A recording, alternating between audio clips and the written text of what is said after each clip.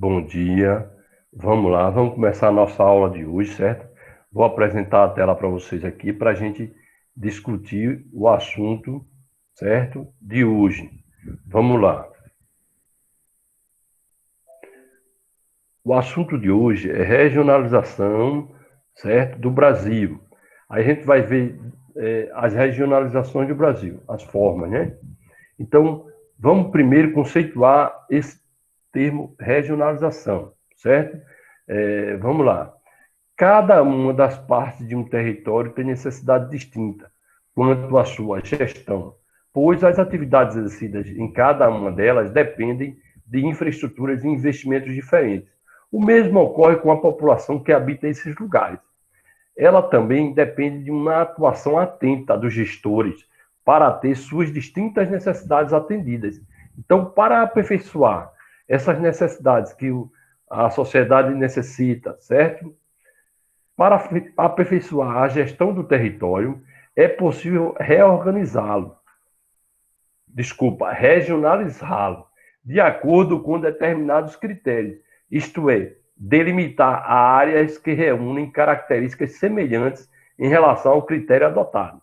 Cada uma dessas áreas é denominada região, certo? Então, delimita-se as áreas com características comuns, né? Leva-se em conta alguns critérios, e aí você tem a definição de uma região. Os critérios que definem a regionalização podem ser escolhidos de acordo com os objetivos ou os interesses de quem a propõe. Podem ser naturais, os critérios, olha, podem ser naturais, históricos, culturais, políticos, sociais, econômicos, ou ainda uma composição de vários desses aspectos. Isso para regionalizar, para tornar aquela área uma região. A regionalização brasileira é oficial. Então, o Brasil é um território imenso, então, para a gestão, melhor investir, certo? Melhor investir no social, na sociedade, certo? Ele pegou um órgão oficial, que é o IBGE, o Instituto Brasileiro de Geografia e Estatística, certo? E determinou a regionalização do Brasil. Né? A regionalização oficial do Brasil, ela divide o Brasil em 5 regiões: Norte, Nordeste, Centro-Oeste, Sudeste e Sul. Certo? São 5 regiões segundo o IBGE, que nós temos. O IBGE é o Instituto Brasileiro de Geografia e Estatística, aquele órgão que faz o censo, né, que conta a população do Brasil, vê as necessidades que o brasileiro tem através do censo. Certo? Vamos lá. As regionalizações do IBGE, certo? Para chegar a essa regionalização que nós temos atual, né, o IBGE ele passou por um processo, né, fazendo essa regionalização. Então vamos lá. A primeira regionalização oficial do Brasil, elaborada pelo IBGE e estabelecida em 1942, delimitava as regiões de acordo com suas características naturais. Ela foi modificada em anos posteriores por causa de alterações na configuração territorial do país, pois foram criados e extintos territórios federais. Tá vendo? Em 1970, tomando-se como base critérios naturais e econômicos, foi divulgada a nova divisão oficial, com regiões que se assemelham às que conhecemos hoje. Depois, algumas regiões foram sofrendo modificações por causa de alterações na divisão política do país. União dos estados da Guanabara e do Rio de Janeiro ocorreu em 1974, formando o atual estado do Rio de Janeiro, tá vendo? Era dividido, os estados da Guanabara e do Rio de Janeiro. Aí, em 74, unificou o Rio de Janeiro. Criação dos estados de Mato Grosso do Sul, 1977, tá vendo? E do Tocantins, que é o estado mais novo, em 1988, com a Constituição de 1988. Elevação dos territórios federais de Rondônia, certo? 1981. Amapá e Roraima, 1988, tá vendo? A categoria de estado. Anexação do território de Fernando de Noronha, ó, ao estado de Pernambuco, em 88. Então, houve modificações no mapa do Brasil, né? Então, aqui, ó, tá vendo? Então, já nessa nova divisão aqui, ó, essa divisão que um geógrafo fez, chamado Pedro Geiger, né, ele já leva em conta alguns aspectos diferenciados em relação à divisão oficial do Brasil do IBGE. Nós temos aqui complexos regionais, o que ele chama de complexos regionais, que é complexo da Amazônia, complexo do Nordeste e o complexo do Centro-Sul, certo? Então vamos lá. Além da regionalização oficial do IBGE, outra bastante conhecida é a que divide o território brasileiro em complexos regionais, ou regiões geoeconômicas, o Nordeste, a Amazônia e o Centro-Sul. Essa regionalização do Brasil considera as características históricas e econômicas diferenciadas entre as regiões, sem se ater às delimitações das fronteiras políticas interestaduais, tá vendo? Então, é uma divisão que não tem a divisão das fronteiras políticas interestaduais. Ela avança, né? Porque leva em consideração aspectos econômicos, semelhanças sociais, certo? Aqui, ó, nós temos aqui, ó, no o Nordeste, avança para o norte de Minas Gerais. Por quê? Porque nessa parte aqui, considera-se, é uma área de seca também, de estiagem, igual ao interior do Nordeste, né? Então, estendeu-se um pouquinho ali, ó, tá vendo? E aqui, na Amazônia, já tem ó, o Maranhão, ó, parte do Maranhão, ó, né? Parte um pouquinho ainda do Piauí, um pouquinho mesmo aqui no finalzinho. Mas o Maranhão, mais precisamente, né? O oeste do Maranhão. Por quê? Porque tem características semelhantes à da Amazônia. A floresta amazônica, né? A população vive da mesma forma econômica que o povo da Amazônia, no caso aqui, ó, né, do extrativismo, certo? E aqui também avançou também para o lado do Mato Grosso, certo? Porque parte da vegetação, rios, né, tem características semelhantes à da Amazônia. Uma parte aqui, Mato Grosso, ok? Então, no Centro-Sul já tem, certo? Alguns, vamos dizer, os estados aqui, ó, uma partezinha aqui no finalzinho de Tocantins, aqui já para baixo, depois o Distrito Federal, e aqui todos os estados aqui para baixo, aqui, ó, na parte sul, aqui, ó, do centro para o sul. Né? O Mato Grosso do Sul, São Paulo, Paraná, Rio Grande do Sul, Rio de Janeiro, Minas Gerais, parte de Minas Gerais, né? Uma parte, a maior parte de Minas Gerais, está no Centro-Sul. Então vamos lá, mais embaixo um pouquinho, isso é a divisão em complexos regionais. Aí aqui tem uma divisão, tem um exercício, o primeiro, né? Esse exercício está fácil. De acordo com o texto, escreva no espaço em branco pelo menos 3 tipos de critérios diferentes para definir as regionalizações. Aqueles critérios que eu falei, né? Ó, sociais, econômicos, tem lá, é só lá no texto, observa lá. O 2, marque a alternativa que indica um resumo do que é regionalização. Esse está fácil, né? Então, veja aqui. Aí você vai ver o enfoque e as características que eu falei para vocês. Preste atenção. 3. A regionalização oficial do Brasil foi proposta pelo IBGE. Dessa forma, é possível afirmar que o IBGE formulou essa regionalização baseada em... Olha aí. Então, baseada em que o IBGE formulou essa regionalização em 5 regiões para o Brasil. Tá vendo? Então, veja aqui, é só marcar é só uma questão. Agrupações, né? Notícias dos principais jornais do país. Primeira vez. A partir de informações culturais de cada região. Função da renda mensal de cada família, renda. E agrupações conforme os aspectos sociais, naturais e econômicos. Veja, lembrem dos critérios que a gente também, às vezes, chama de aspectos. Vamos lá. O 4. Observe a imagem a seguir sobre o mapa de regionalização do Brasil e escreva. Tem aqui, ó, ao lado de cada número, o nome da região que pertence, segundo a divisão oficial do Brasil, BGE. Olha, 1, está aqui embaixo, 2, 3. Olha lá o mapa que está lá, eu vou postar a atividade depois. Então, cada número corresponde a uma região, viu? Não são 5? Só colocar. Certo? Eita, caramba. Aqui, esqueci de tirar o gabarito. Mas já estou tirando rapidinho. Mal. Certo? E aqui, ó, a outra divisão aqui, ó. 3, complexos regionais, dos complexos, né? A1, A3, ó, que eu falei, A2, ó, embaixo, e o 1, é só olhar lá no mapa, só colocar aí. E o 6, quais critérios foram considerados para a formação dos complexos regionais do Brasil? Quais critérios foram levados em conta? Né? Leiam direitinho que tem aqui. É só uma. Étnicos e linguísticos, culturais e religiosos, não tem nada a ver, né? Históricos e econômicos, aí já, quando eu falei, a questão econômica, tem que lembrar. E vamos lá, o 7, observe os estados do Brasil no mapa a seguir e responda a tabela abaixo. Estado, região e complexo regional.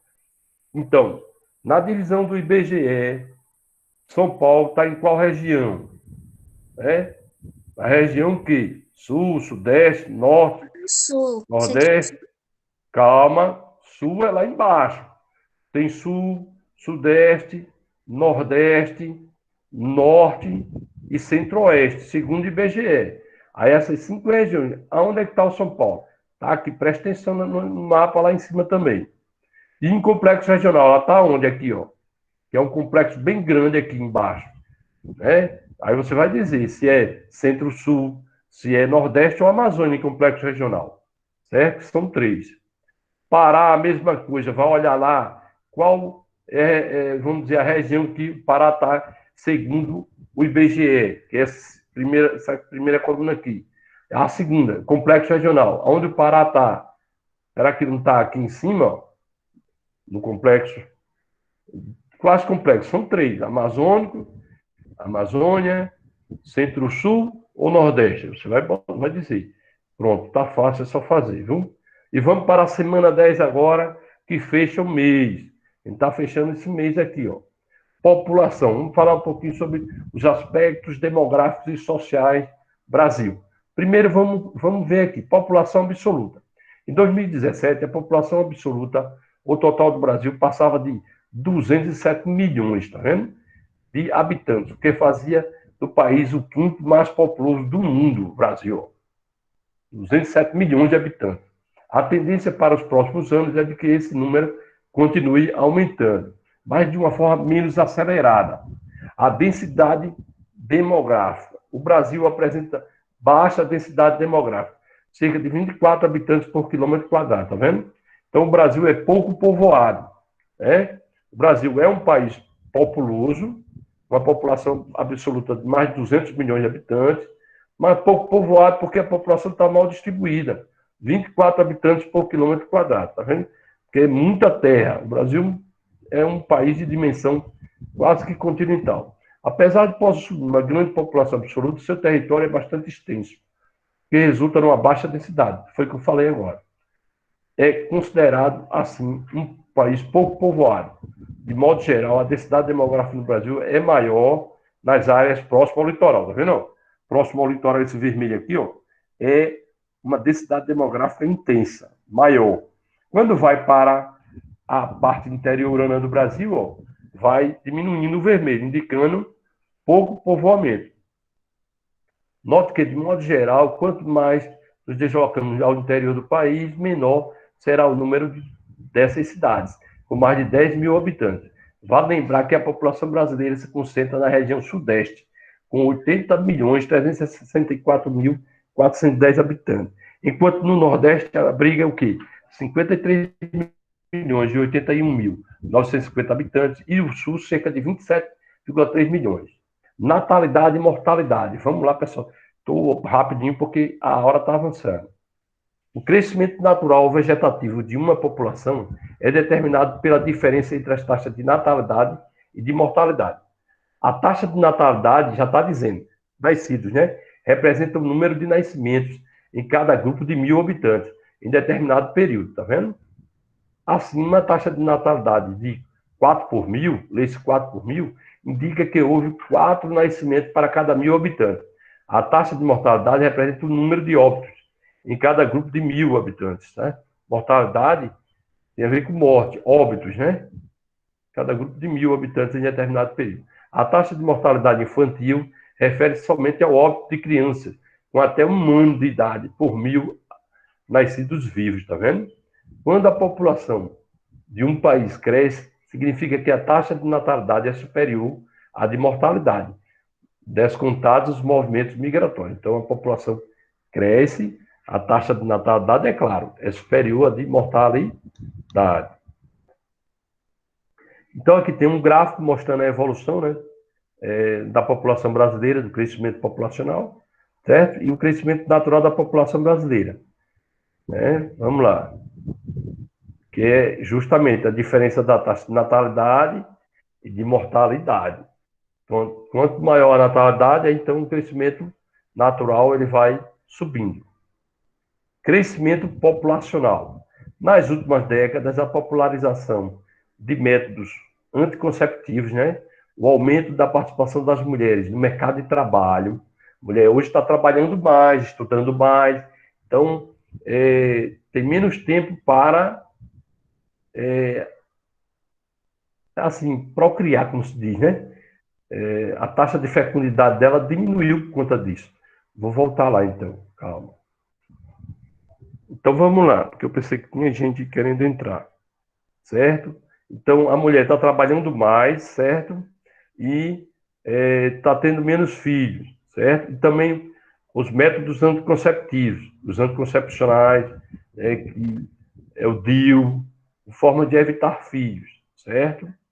E o planejamento familiar contribuíram também, pessoal, para a diminuição da taxa de natalidade e fecundidade da população brasileira. A taxa de fecundidade indica o número médio de filhos por mulher, considerando mulheres entre 15 e 49 anos, que é a idade que ela pode engravidar, né? Nas outras pode, mas geralmente ela engravida nesse período aí. Continuando aqui. Como taxa de fecundidade pode ser entendido um número médio de filhos que uma mulher terá ao longo de sua idade reprodutiva? Essa taxa teve uma expressiva diminuição em muitos lugares do mundo no decorrer dos anos. Essa redução tem diversas causas, como a inserção da mulher no mercado de trabalho, como eu disse, acesso aos métodos contraceptivos, educação sexual, hoje ela tem mais educação sexual, dentre outros. A fecundidade apresenta variações nas diversas regiões dos países, né? Que é que falta um. Falta um pirâmide etária. Então, a pirâmide etária é um gráfico, é um tipo de gráfico que mostra, né, a população por idade e sexo. Vamos lá. A pirâmide etária é um tipo de gráfico que representa os dados sobre a população masculina e feminina por idades. Por isso, é também denominada pirâmide das idades. Para conhecer a composição populacional do país, apenas as taxas de natalidade e mortalidade não são suficientes. Torna-se relevante analisar também a pirâmide etária, para você conhecer a composição populacional desse país. As diferenças nas pirâmides etárias estão diretamente associadas à qualidade de vida, acarretada pela falta de acesso aos serviços de saúde, de assistência médica hospitalar e de rede de saneamento básico, má nutrição, entre outros, que diminuem a expectativa de vida. O acesso à educação e ao trabalho, é um grande elemento transformador desta realidade. Então, se você tem acesso à educação, estuda, você vai se qualificar, vai entender. Então, isso aí já favorece, certo? A pirâmide etária do Brasil de 2017 aponta o predomínio de sua população na faixa etária dos adultos, tá vendo? De 20 a 59 anos, já a população adulta, que pode representar problemas, né, relacionados ao sistema previdenciário social, ligado às aposentadorias e aos trabalhadores afastados por doenças ou gravidez. Então é necessário, né, a equiparação. Só que isso aí é difícil por conta de que, com o passar do tempo, como eu disse, as mulheres, a taxa de fecundidade foi diminuindo, as mulheres estão trabalhando mais, né, métodos anticonceptivos, e aí, certo? E uma melhor qualidade de vida também faz com que a população viva mais e tenham menos nascidos, né? Então, isso foi a evolução da pirâmide etária do Brasil. Olha como era. A base era larga, tá vendo? Nasciam muitos, mas morriam muitos. Então, o ápice era fino, quer dizer, população de idade velha, da adulta velha, era pequena. E aqui já foi diminuindo essa questão. E aqui, ó, como está. Já a população tem menos filhos, as mulheres, né, e aí a população está vivendo mais, melhor qualidade de vida, e aí você tem uma população de adulto velho maior. Análise socioeconomicamente da população. Vamos lá. Um pouquinho aí, aguarda só um pouquinho. Para que os governos atendam à população, é necessário que conheçam os seus problemas e suas necessidades. Investimento em educação, infraestrutura de saúde, etc. Podem ser planejados com base em indicadores sociais, dados que traduzem em números caracteres como escolaridade, acesso a bens e serviços, renda, entre outros. Então, o PIB per capita, que é o que a população ganha por cabeça, dividido por cabeça, a pessoa ganha por cabeça, e concentração de renda, uma das formas usadas para avaliar a riqueza de um país. Estado ou município e analisar o PIB per capita por pessoa de seus habitantes. Para calcular esse índice, divide-se o produto interno bruto pelo total da população. Em 2016, o PIB per capita anual do Brasil era R$ 30.407. Entretanto, esse valor é uma média e não traduz a desigualdade entre os mais ricos e os mais pobres. A maior parte da riqueza encontra-se concentrada nas mãos de uma parcela mínima da população, porque no Brasil tem uma grave desigualdade social, né? Uma minoria ganha muito e uma maioria ganha muito pouco. Então, os índices que também medem isso aí, ó, você tem a educação. A educação é fundamental para o desenvolvimento econômico de um país, né? É tanto que a educação conta para o índice de desenvolvimento humano, certo? Quanto mais alfabetizada for a população, né, melhor salário ela vai ganhar e melhor qualidade de vida ela vai ter, certo? Longevidade. Longevidade é um país longevo, é aquele em que a população apresenta expectativa de vida elevada, certo? A expectativa de vida elevada. E índice de desenvolvimento humano, que é o índice que chama IDH, o índice de desenvolvimento humano de um município, estado ou país, leva em consideração para ser calculado a renda, a educação e a longevidade de uma população, tá vendo? São esses, a renda, a educação e a longevidade, está entre os fatores que medem o IDH de um país. Se o IDH, preste seu valor, varia entre 0 e 1, quanto mais próximo de 1, melhor será a qualidade de vida daquela população. Os índices variam entre IDH baixo, médio e elevado, ou muito elevado. O IDH do Brasil evoluiu nas últimas décadas. Em 2015, alcançou o valor de 0,774, que é considerado elevado e é bem superior ao registrado em 1990. Quer dizer, o Brasil tem melhorado nessa questão dos investimentos em educação. Falta muito, né? Falta muito para ter melhorado um pouco. Mas agora com essa pandemia, vamos ver como é que vai ficar. Educação, certo? Longevidade e renda. São os fatores que medem o IDH. Então tá aqui, pessoal, o exercício, certo? Tá fácil. Renda per capita é um indicador muito utilizado para mensurar a situação econômica de um país. Seu cálculo é realizado. Renda per capita, já está dizendo, ó, diferença de qualidade, a quantidade de nascimentos e óbitos, tem nada a ver. Soma de todos os rendimentos de um país durante o ano, presta atenção.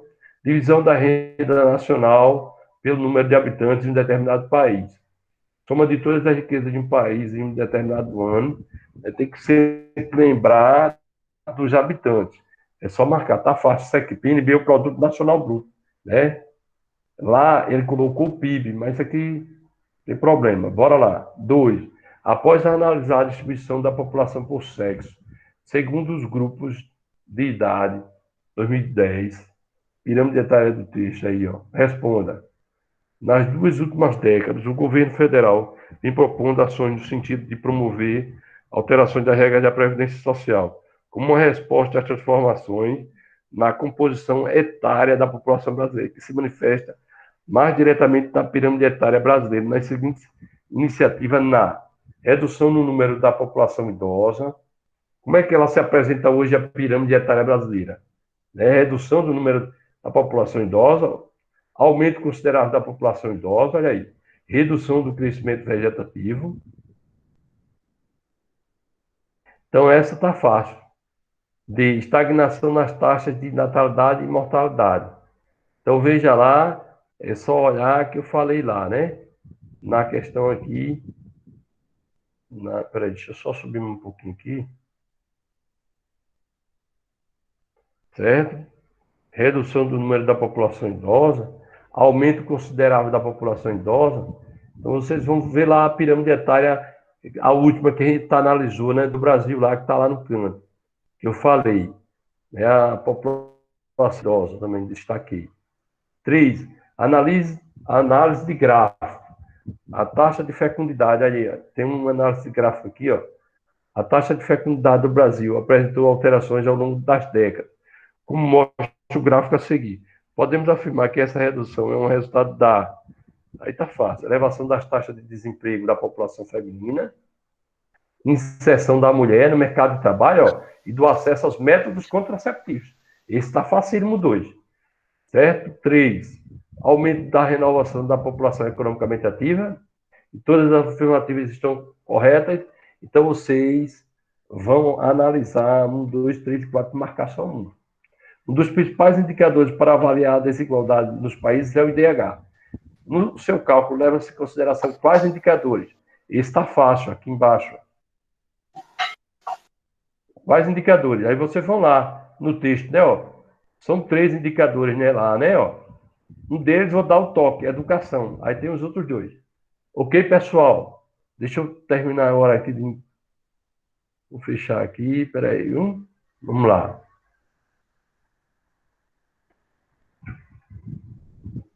Certo? Então, eu vou terminar a gravação agora aqui. Pronto. Valeu.